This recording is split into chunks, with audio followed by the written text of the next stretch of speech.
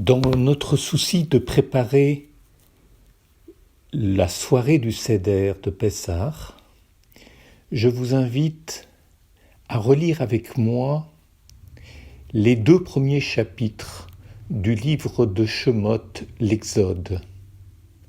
Les 2 premiers chapitres, parce qu'il y est question, et tout particulièrement dans le premier, du retournement d'une situation qui semblait pour les enfants d'Israël assise en Égypte. Mais après la mort de Yosef, nous savons que leur situation va changer parce qu'un nouveau pharaon n'avait pas connu Yosef et ne se souvenait pas des bienfaits qu'il avait apportés à l'Égypte, et il commença à redouter cette présence de plus en plus nombreuse de ceux que l'on appelle les Hébreux en Égypte.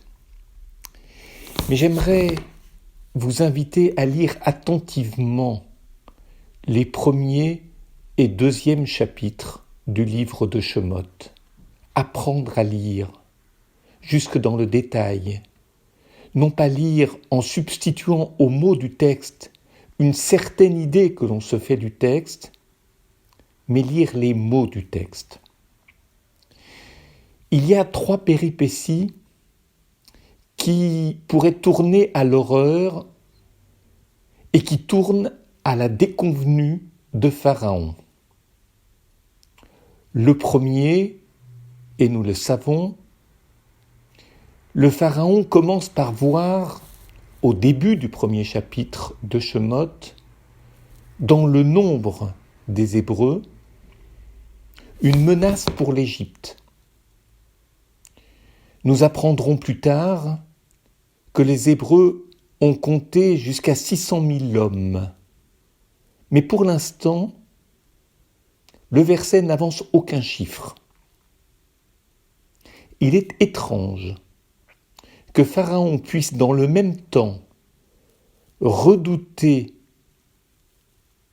une masse si importante de la population, masse étrangère, mais aussi à la juguler par la mainmise, la tutelle, l'esclavage qu'il instaure sur eux. Toujours est-il que le Pharaon va essayer 3 stratagèmes.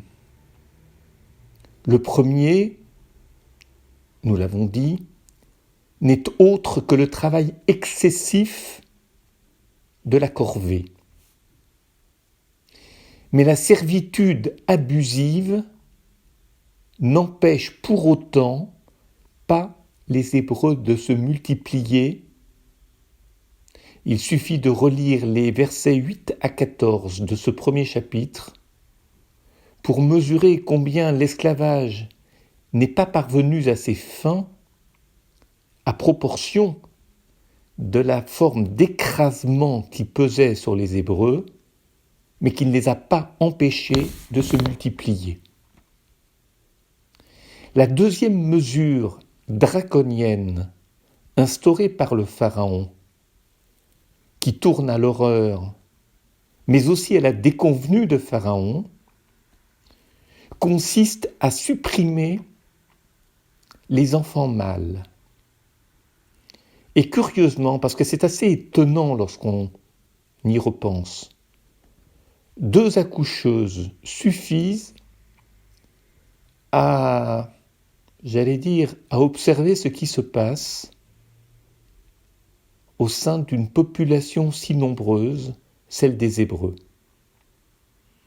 On peut imaginer que le Pharaon aurait demandé à de multiples accoucheuses de faire leur rapport. Mais il n'est question ici que de 2 accoucheuses.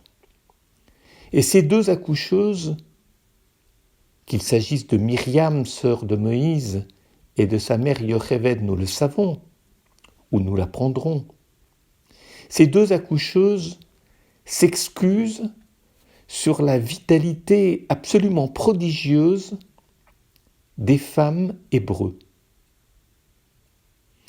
Et le pharaon est dupé une deuxième fois et il élargit la menace. Je veux dire qu'il est dupé par le fait que le propos des accoucheuses, à savoir qu'il y a une telle vitalité chez les femmes hébreux, qu'elles accouchent avant même que les sages-femmes ne soient arrivées et puissent faire ensuite leur rapport au pharaon, évidemment cela a dupé un temps le pharaon.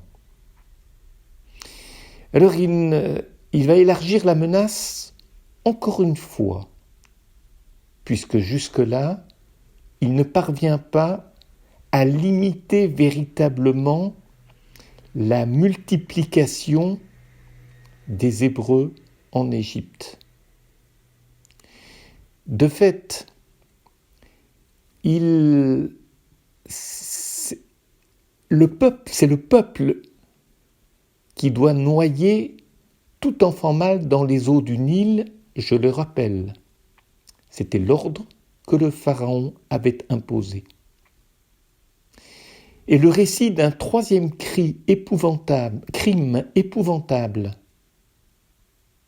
nous est fait, mais il s'ouvre bizarrement comme une fleur avant de produire l'histoire de Moïse. Je veux dire par là que tout était fait pour que Moïse ne puisse pas être conçu, puis ne puisse pas naître, puis soit immédiatement jeté dans l'eau du Nil pour y être noyé.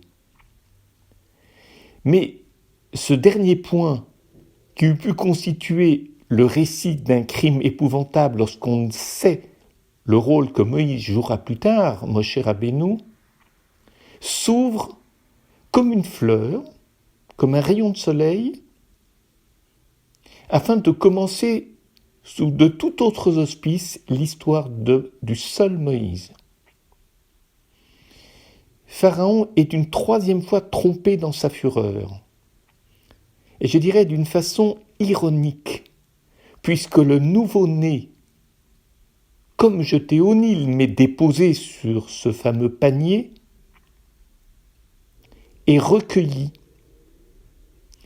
Il est nommé par la propre fille du pharaon, Moshe, et nous le savons à la lecture attentive du verset, c'est le tout début du 2e chapitre, et cela nous conduit jusqu'à la fin du verset 9, eh bien il va être d'abord déposé chez une nourrice qui s'avère être sa propre mère, et tout cela par le biais d'une conversation entre Myriam et la fille du pharaon, qui n'est pas nommée ici, Bithia,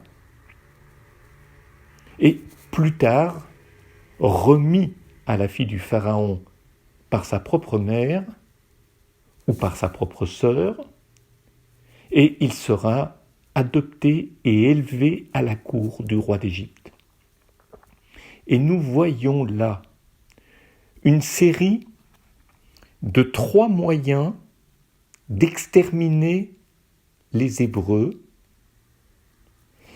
une série de 3 moyens qui est bâtie en fonction de Pharaon.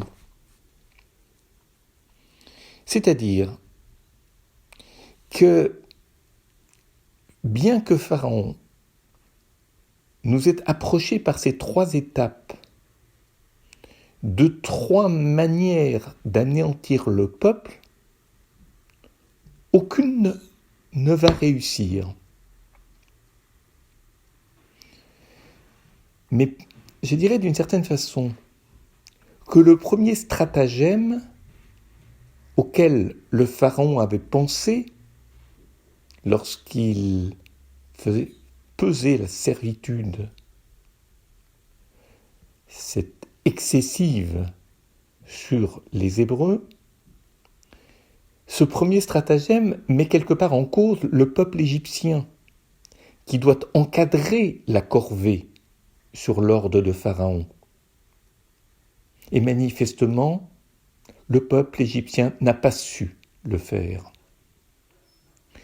Le second, parce qu'on eût pu imaginer qu'avec une telle servitude, ces hommes et femmes épuisés, esclaves à un point que l'on a du mal à imaginer aujourd'hui, seraient entrés dans la nuit, non seulement épuisés, mais incapables d'avoir la moindre vie intime. Le deuxième stratagème fait s'affronter, dialoguer même le Pharaon et les deux accoucheuses des Hébreux. Et manifestement, le Pharaon a été comme aveugle et les deux accoucheuses ont permis de sauver beaucoup de vies. Le troisième nous rapproche encore plus étroitement du Pharaon, mais par le biais de sa propre fille, qui introduit Moïse à la cour, où le sauveur présumé des Hébreux va désormais vivre, peut-être comme un futur rival, je n'en sais rien, mais dans l'esprit des Égyptiens, ce n'est pas inimaginable. C'est en tant que roi qu'agit le Pharaon, et qu'en même temps, il subit la situation. Un droit absolu. Quand je dis un droit absolu, mais un droit absolu qui était celui des pharaons à cette époque. Et ce droit est comme moqué, retourné contre lui à 3 reprises. Et je dirais qui plus est à son insu. À lui, comme nous le rappelle le Midrash, dont le regard divin, parce que le pharaon est comme un dieu, est censé tout voir dans l'empire, balayer l'empire. Le tyran ne surveille pas de près l'effet de sa corvée. Il ne vérifie pas les dires des accoucheuses, comme il ne les punit pas. Enfin, lorsqu'il est menacé chez lui, et sans le savoir par la désobéissance de sa propre fille, laquelle était bien informée de l'origine de l'enfant, mais la propre fille du pharaon a passé outre à l'ordre royal. En ce sens, les décrets du pharaon sont comme vains, et sa propre personne est comme moquée. Et l'histoire se retourne contre lui, je dirais même à son insu. Or, cette affaire va rebondir. Cette affaire avec un pharaon dont les propres décisions se retournent contre lui, Moïse, les Hébreux. Eh bien, cette affaire va rebondir. Je dirais que le lecteur de la Torah éprouve souvent une tentation. Il se souvient de l'histoire encore très récente de Joseph, qu'une autre forme de providence avait introduit jusqu'à la cour d'un autre pharaon. Celui-là, ce premier pharaon, celui du livre de Beréchit, était débonnaire, certes, et Joseph l'avait servi fidèlement.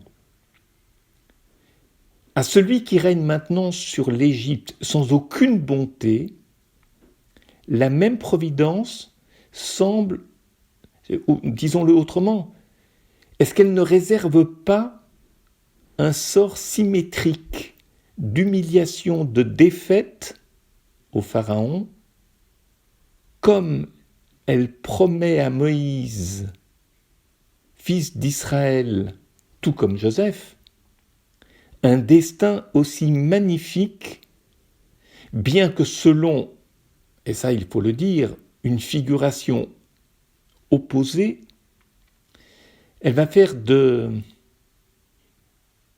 Moïse un résistant, un adversaire, au lieu, comme cela s'était passé avec Joseph, d'un collaborateur.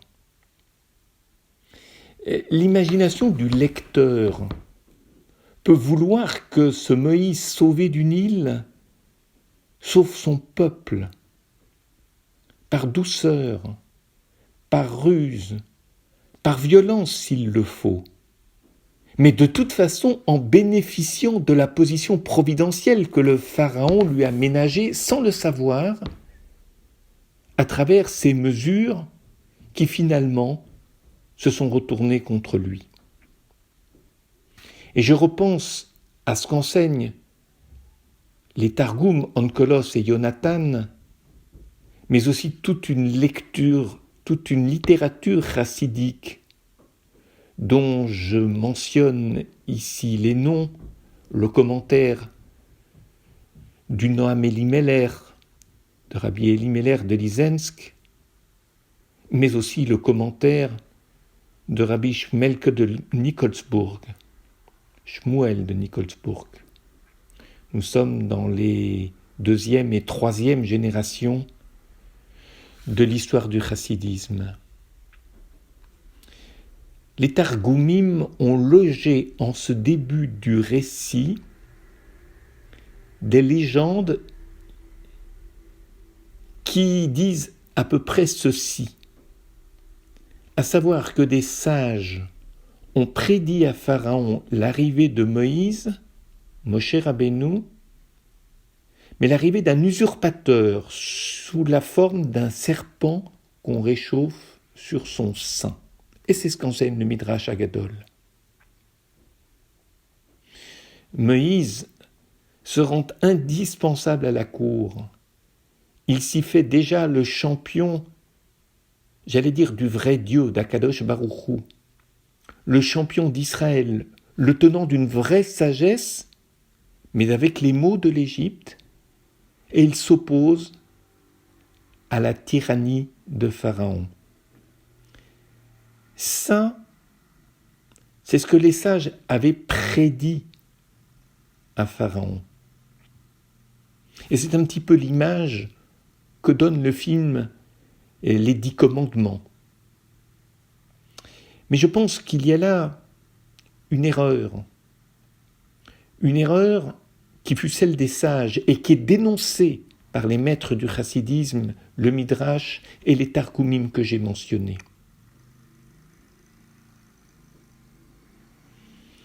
Si le début du livre de Shemot, lorsque nous lisons attentivement le texte, évite précisément tout contact entre le Pharaon et Moïse, avant, bien évidemment, mais plus tard, les épisodes des 10 plaies où Moïse et Aaron viennent plaider la cause des Hébreux, la cause d'Israël.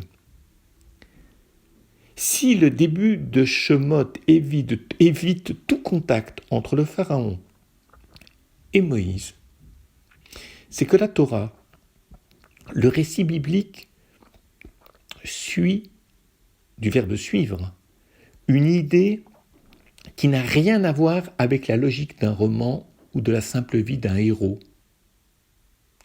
Cette idée, si vous voulez, de la première page, vise le pouvoir royal comme tel sous l'histoire des Hébreux. Je m'explique. Au début, celle-ci sert de matière à la déconvenue des rois, avant de venir ensuite au premier plan et pour elle-même. C'est-à-dire qu'en un premier temps, le Pharaon n'a manifestement rien compris des enseignements de Joseph. Joseph est celui qui résout les problèmes de famine. Et c'est ainsi qu'il sauve l'Égypte. Et c'est ainsi qu'il suggère l'idée que la principale exigence du pouvoir en Égypte doit être de nourrir son peuple, et non pas de se surestimer, de se survaloriser en créant un pouvoir orgueilleux et détaché de toute attention à l'égard de l'humanité de son peuple. Or, tant que Joseph vivait, le Pharaon avait idée qu'il s'agissait, en tant que Pharaon, de rester attentif aux besoins et aux nourritures de son peuple. Or ici, le Pharaon a perdu de vue cette exigence qui construit le pouvoir royal. Mais si, avant que l'histoire d'Israël en Égypte ne commence véritablement, et ce jusqu'à sa sortie d'Égypte, et ce au travers de la traversée du désert pendant les 40 années, et ce au travers de la conquête de la terre, et plus tard de son installation sur la terre, et plus tard dans la mise en place d'un pouvoir politique qui s'occupera des besoins et de la sécurité du peuple, c'est toujours en ayant présent à l'esprit cet événement fondateur où, même s'il est l'ennemi d'Israël, le pouvoir politique en Égypte ne prenait plus en compte les besoins économiques de son peuple, mais le souci de domination, de jouissance à dominer le faible. Cet enseignement-là ne quittera jamais ou ne doit jamais quitter l'esprit d'Israël. D'abord dans son rapport à Moïse, qui n'est pas un chef qui court pour son compte, mais qui s'occupe à la fois de la sécurité de son peuple, de son instruction, de son exigeante liberté et d'autres choses encore, avec la réception de la Torah au mont Sinaï. Mais plus tard, que ce soit avec Moïse ou que ce soit avec les successeurs de Moïse, il y aura toujours chez les prophètes ce souci de ramener le roi ou le juge ou le leader à plus d'humilité. Et surtout, le ramener au souci de la nourriture de son peuple, de manière à ce que le peuple, ne souffrant pas de la faim, ne se plaignant pas, puisse avoir de bonnes dispositions à utiliser pour d'autres choses. La vie intérieure, le recueillement, l'étude, la prière, les rapports humains, l'esprit de justice, de miséricorde, etc., etc. Tout cela, c'est ce que l'on appelle les règles de gouvernance. Et ce qui est intéressant à mettre en valeur, c'est ce qui va se jouer un petit peu plus loin. Quand je dis un petit peu plus loin, à savoir au chapitre 3, l'épisode où Moïse tue l'Égyptien, nous y reviendrons dans une prochaine leçon. C'est au chapitre 2. Et tout particulièrement les versets 11 et 13, tellement importants. Mais lorsque Moshe Rabbeinu devra s'enfuir, lorsque je dis qu'il devra s'enfuir de l'Égypte, où se rendra-t-il ? Il se rendra en terre de Midian. Ce qui est très curieux, c'est que Moshe Rabbeinu se rend dans une terre étrangère, Midian, qui est probablement soit terriblement éloignée, puisqu'elle se situe au sud-est, sur la rive qu'on considère comme la rive est de la mer Rouge, si Eilat aujourd'hui est tout en haut de la mer Rouge, du côté de l'Arabie Saoudite actuelle, ou peut-être, comme l'enseignent d'autres midrashim, Midian avait des colonies qui s'appelaient également Midian et qui étaient beaucoup plus proches de l'Égypte, parce qu'on imagine mal Moïse traverser tout le désert du Sinaï pour aller tout au loin là-bas, derrière la mer Rouge. Mais de fait, Midian est présenté, les Midianites, dans le Chumash, dans la Torah, seront présentés, je dirais, sous un très mauvais jour. Ils sont odieux avec Israël, tout autant que l'Égypte, et peut-être plus encore, et plus tard. Mais c'est avec Midian et la sagesse de la famille de Yitro, qui deviendra son beau-père.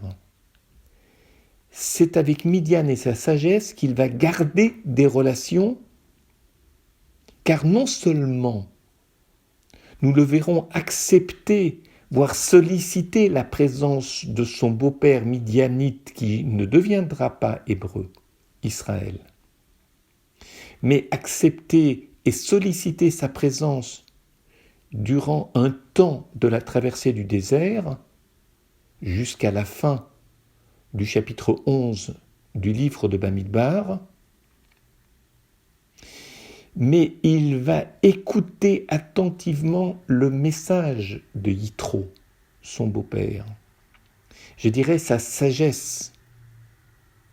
Et la sagesse de Yitro consiste à rappeler à son gendre des règles de gouvernance très sages, des règles qui refusent la centralisation monarchique. Et là, nous le reverrons au chapitre 18 du livre de Shemot, cet enseignement que délivra Yitro à son gendre. Mais en fait, Moshe Rabbeinu, Moïse de l'Égypte, ne gardera rien. De Midian, il gardera beaucoup. Au cours des épisodes ultérieurs, à la fille du Pharaon comme à l'enfance passée dans la maison du roi, il ne sera plus jamais fait aucune allusion. C'est étrange. C'est le peuple qui garde tout de l'Égyptien. Et j'ai envie de dire, il garde tout de l'Égyptien, et surtout le pire, avec cette fringale, cette envie de manger les tomates, les oignons, la ratatouille d'Égypte et le poisson, sans oublier le goût et les images des divinités égyptiennes, au point que ce peuple, à plusieurs reprises, n'aura qu'un souci, un désir, revenir en Égypte. Je conclus sur ce point-là. De fait, en dépit du fait que les décisions du Pharaon se soient retournées à 3 reprises contre lui-même, le Pharaon, en dépit du fait que la propre fille du Pharaon a assuré la survie de Moïse et qu'elle lui a permis d'avoir une enfance qui lui sera très bénéfique, puisque d'une certaine manière, il apprend à parler et il sait parler au Pharaon, puisqu'il a été élevé dans cette maison. Eh bien, de tout cela, le texte ne fait pas mémoire, ne fait pas mention. Il n'y est fait aucune allusion. C'est le meilleur de l'Égypte et le texte ne rappelle pas cela, comme si le meilleur de l'Égypte n'appelait pas à quelque mention. Par contre, le mal, le pire de l'Égypte, lui, il est gardé en mémoire dans le souvenir que les Hébreux gardent de leur séjour en Égypte, au point de susciter en lui le désir de revenir en Égypte. C'est un peu tout cela qu'il fallait rappeler à cette occasion, mais maintenant, nous allons nous intéresser tout particulièrement et d'abord, et ce fera l'objet d'une deuxième leçon, pour préparer à partir de notre relecture des premiers chapitres du livre de Shemot, la Haggadah de Pessah, le récit de la sortie d'Égypte. À savoir ce qui s'est passé lorsque Moïse a vu cette querelle entre l'Égyptien et l'Hébreu, et ensuite la réaction des Hébreux à l'égard de Moïse. À tout à l'heure.